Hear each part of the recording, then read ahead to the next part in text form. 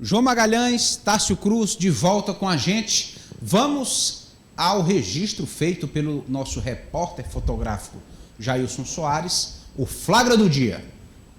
Vamos ver. Olha aí, governador Rafael Fonteles, secretário de administração Vinícius Nascimento, não, como é o nome? É irmão do deputado Vinícius Samuel Nascimento, perfeito. Samuel Nascimento e o presidente do Tribunal de Justiça do Piauí, também presente nessa solenidade. Lembrando que nesse anúncio dos títulos de posse, das escrituras dos imóveis, foi ressaltada essa parceria com o Tribunal de Justiça. Passa pelos cartórios, tem uma questão burocrática que é a acelerada, ou seja, a Justiça participa ativamente desse processo, Tássio Cruz.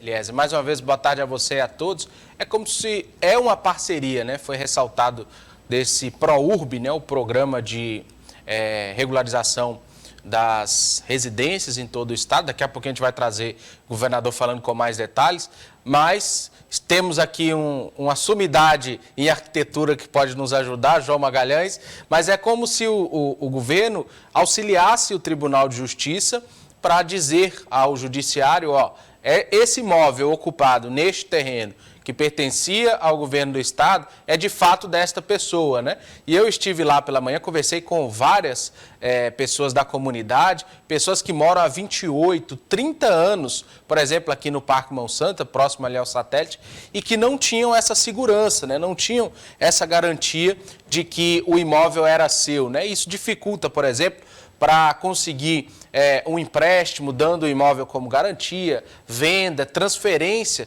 de posse do imóvel. Então, é um ponto muito interessante de se observar que também, como a gente comentava inicialmente, é um elemento político muito importante, porque você, de fato, está muito presente nessas comunidades aqui de Teresina.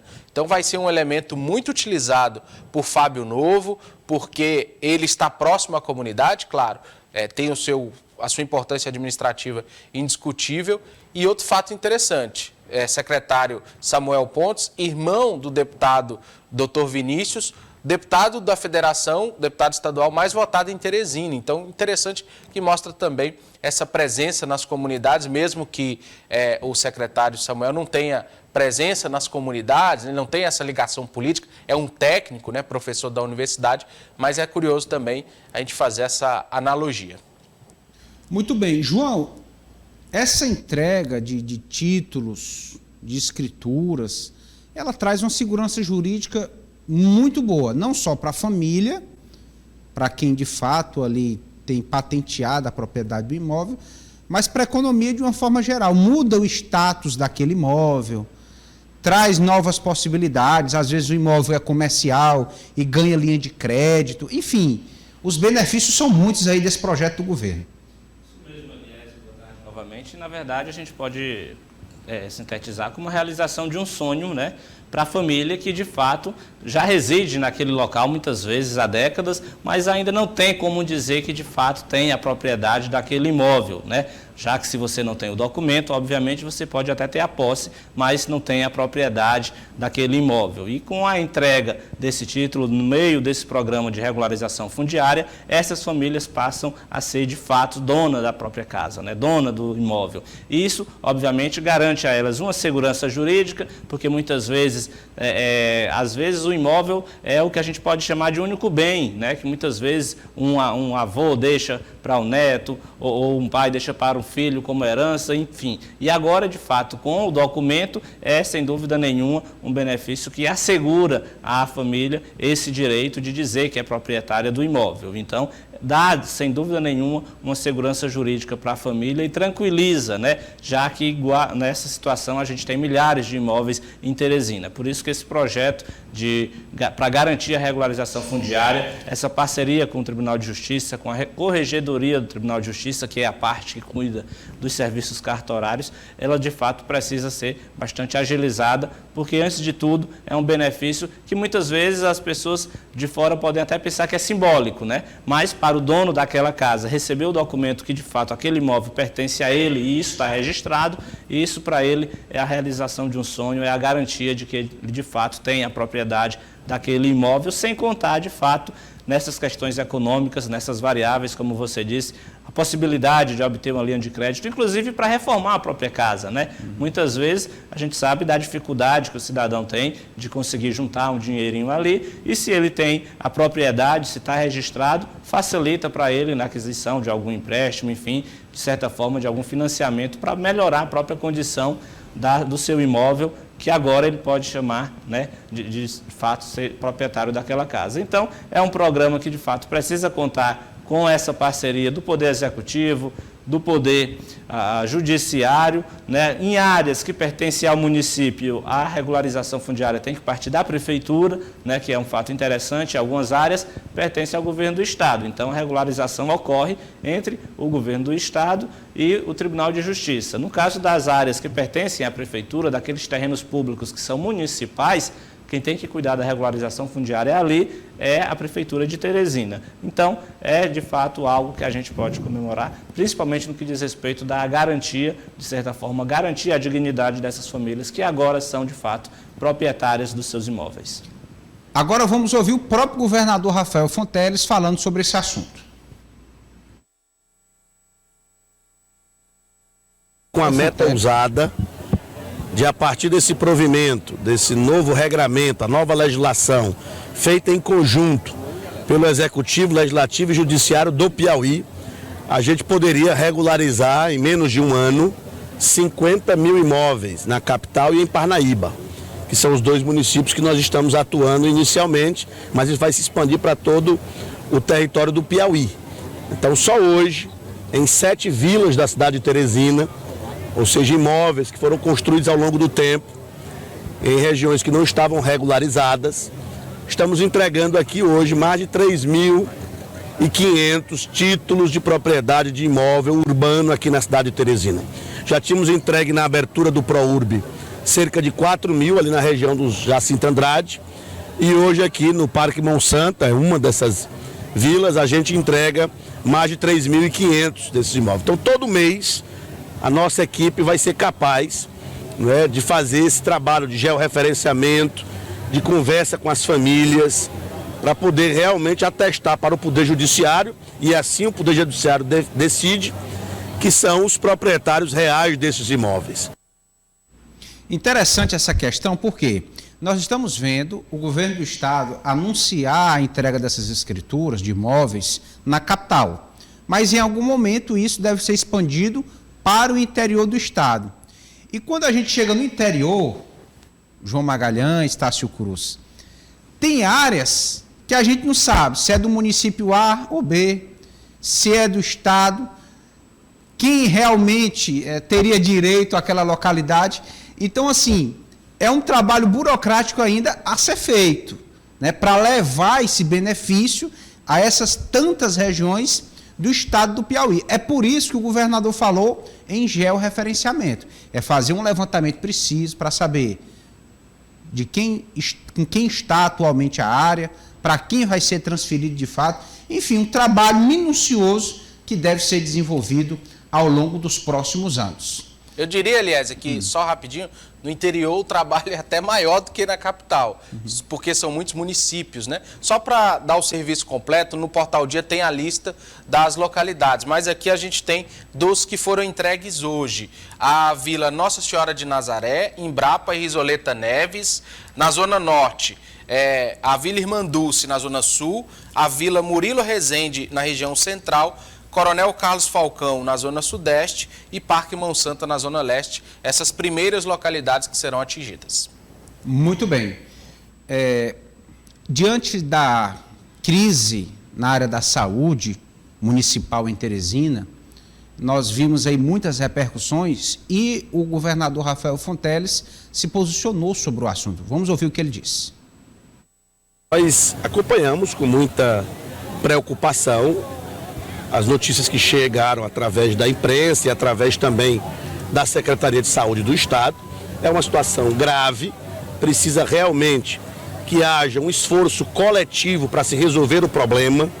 Então eu advogo a tese de que todas as instituições, Estado, Governo Federal, Ministério Público, Tribunal de Contas, a Prefeitura de Teresina, a Câmara de Vereadores, devem estar unidos nesse momento para resolver o problema do hospital de urgência de Teresina e das UBS de Teresina, para que a gente tenha solução no curto prazo e não penalize as pessoas.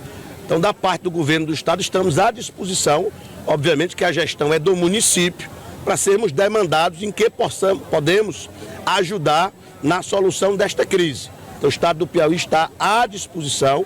É claro que, obviamente, tem que se apurar a responsabilidade sobre o que está acontecendo, mas antes disso, o mais importante é a gente não ter paralisação de qualquer serviço no HUT ou nas UBS. João Magalhães, o governador evitou mais polêmicas e assumiu aí uma postura de chefe de Estado. Qual a importância de tentar apaziguar os ânimos em uma situação como essa? É fundamental, Eliezer, porque o que a gente precisa agora é que as soluções sejam apresentadas, executadas para beneficiar a população lá na ponta. Quem está precisando de um atendimento médico, de fazer um raio-x, enfim, uma consulta, um exame na rede municipal, ela não quer saber de onde é que vem a solução, ela quer saber se na hora de precisar do serviço, o serviço vai estar ali sendo prestado com eficiência. O governador age de forma correta quando ele diz que é preciso, né, se apurar responsabilidades. Isso também é um passo fundamental que pode ficar para um segundo momento, porque a prioridade agora é garantir que o serviço seja prestado à população. É garantir que o cidadão, ao chegar numa UBS ou ao chegar em um hospital municipal, ele tenha ali à sua disposição profissionais e equipamentos que vão dar a ele uma condição digna de atendimento. Então, essa parte é essencial e tem que ser tratada com prioridade.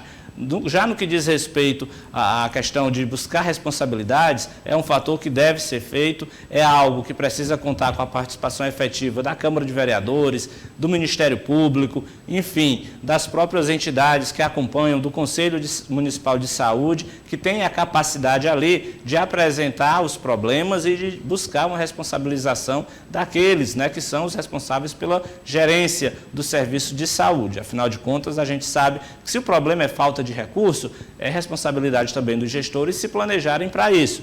O que não pode é o cidadão precisar de um atendimento, encontrar uma UBS fechada, ou o cidadão precisar de fazer um exame e o equipamento ter sido retirado daquela unidade porque não foi efetuado um pagamento. Então, o governador, obviamente, atua para não polemizar a questão, porque, de fato, se a gente começar a politizar o problema, aí a gente perde o foco da solução. Porque aí vai aparecer alguém dizendo que a responsabilidade é de um gestor municipal, aí depois o gestor municipal vai dizer que o Estado não contribui, depois vai aparecer o Ministério Público ajuizando a ação contra todo mundo, no meio disso aparecem os vereadores, né? A gente sabe que as eleições estão chegando aí e nesse momento o que não falta é quem quer faturar politicamente em cima, né, desses fatos. Então, é momento, sem dúvida nenhuma, de sentar de forma objetiva e procurar solucionar o problema para a população. Não é hora, inclusive, de tentar se fazer um palanque político nessa situação. A situação, o problema é real, pois que ele seja corrigido com soluções objetivas, práticas e, claro, seja responsabilizado quem tiver culpa, mas isso pode aguardar um pouco, porque o que não pode acontecer é o cidadão precisar de um atendimento e dar de cara com uma unidade básica de saúde fechada ou com um hospital sem estrutura. Isso aí não pode acontecer. Se a situação chegou a esse ponto, que seja solucionada de forma mais rápida possível e, paralelo a isso, se tome ali as medidas cabíveis para se responsabilizar aqueles que agiram ou que se omitiram para garantir atendimento à população.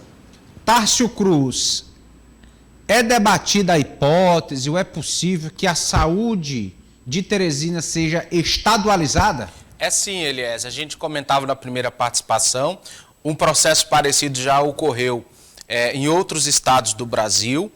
O governador deixou bem claro que o Estado está à disposição para contribuir, mas eu voltaria a atenção para esse ponto final, em que ele diz que é preciso também apurar possíveis culpas, né?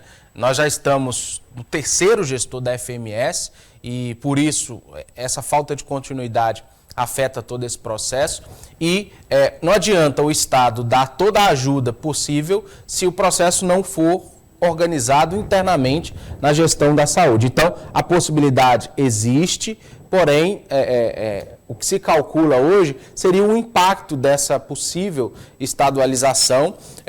Outro ponto interessante, instituições das categorias de saúde votaram agora há pouco um relatório para que esse processo ocorra. Resta saber nos próximos dias o que o Estado sinalizará, o que o Estado fará de fato. E outro ponto importante, a Câmara Municipal de Teresina aprovou a realização de uma sessão extraordinária. Eu conversava com o vereador Dudu quando ele saiu do estúdio após a entrevista e ele me falava sobre isso no próximo dia 2 de janeiro, já agora na próxima semana, no primeiro dia após o feriado, né, de Réveillon, já deveremos ter uma sessão pela tarde na Câmara Municipal de Teresina para que os vereadores deem uma posição à cidade, para que os vereadores deem um posicionamento. Nós já tivemos, por exemplo, CPI do transporte público, que ocorreu na Câmara, né? Já tivemos várias audiências públicas e diversas discussões sobre a saúde da capital. Então, os vereadores tentam também dar uma posição, afinal de contas, eles estão envolvidos diretamente nessa situação, já que a principal função é fiscalizar o executivo, mas, como o João disse, muita gente tentando se aproveitar politicamente da situação, visto que ano que vem teremos eleição.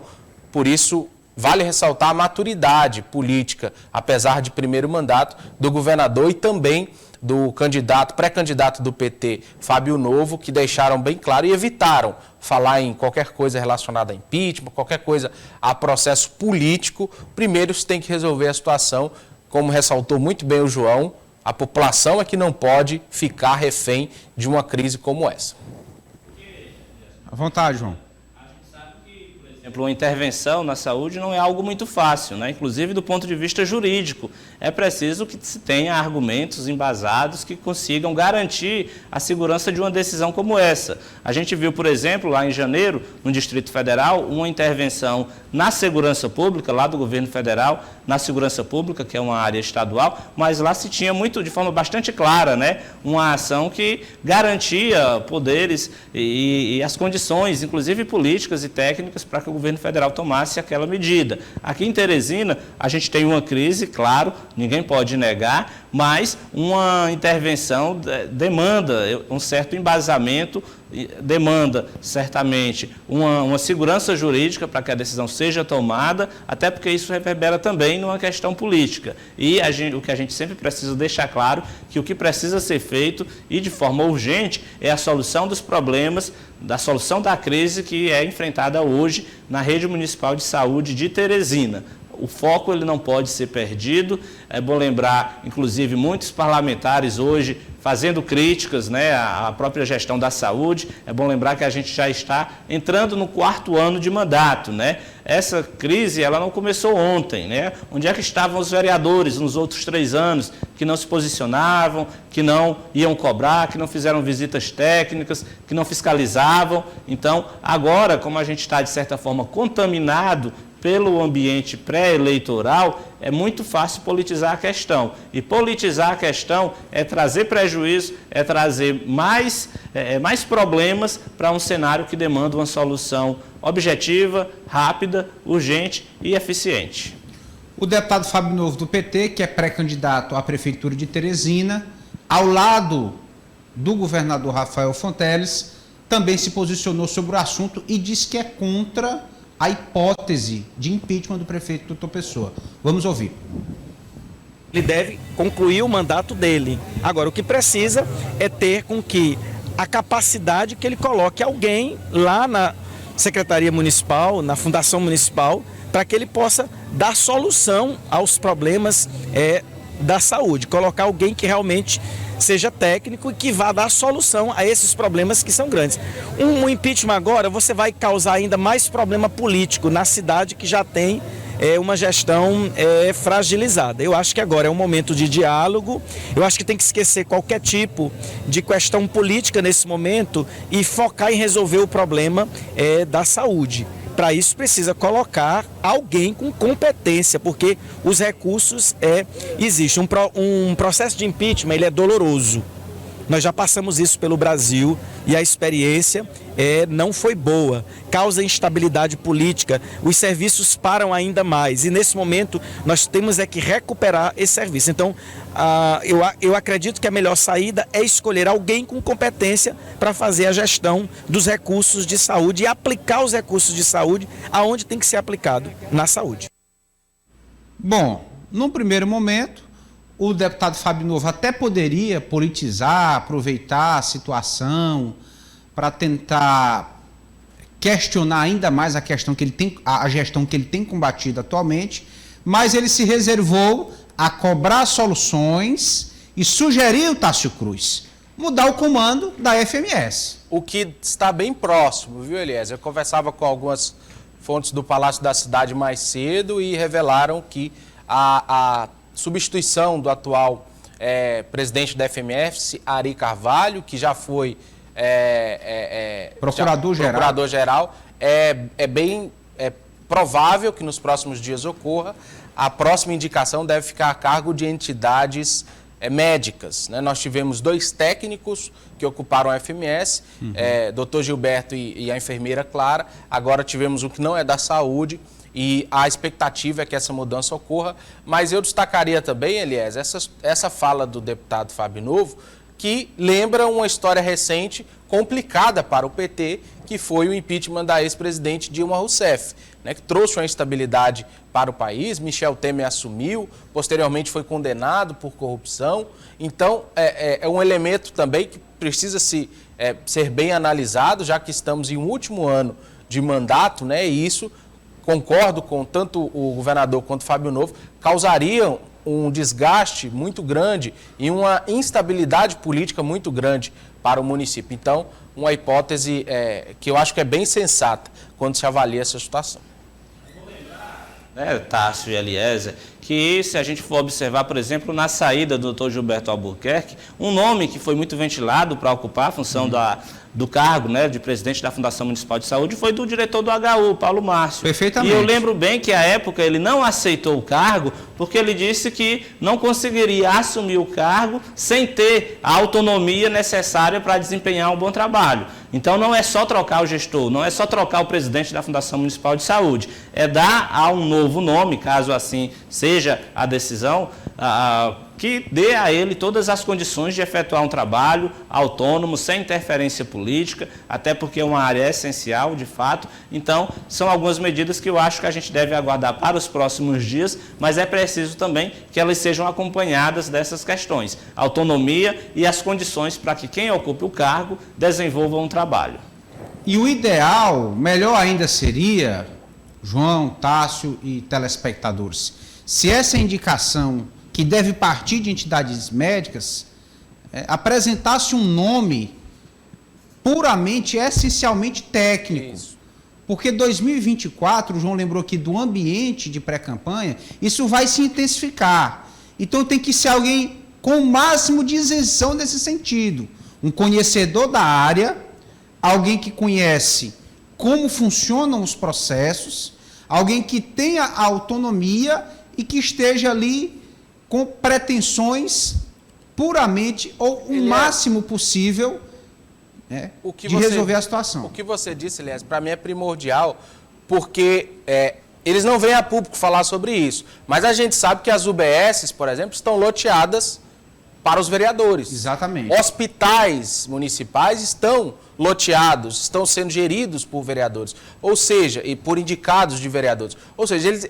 Nessa gestão da saúde, tem a digital de quase todos os vereadores nesta crise, porque indicam, não todos, sem generalizar, mas a maioria indica diretor de UBS e diretor de hospital. Ou seja, eles estão participando dessa gestão de saúde. Então, nesse momento, eu acho que um novo presidente da FMS precisa também ter autonomia para fazer mudanças necessárias que incomodem esses vereadores que hoje estão gerindo UBS que estão fechadas, né? E também hospitais que não estão atendendo bem a população.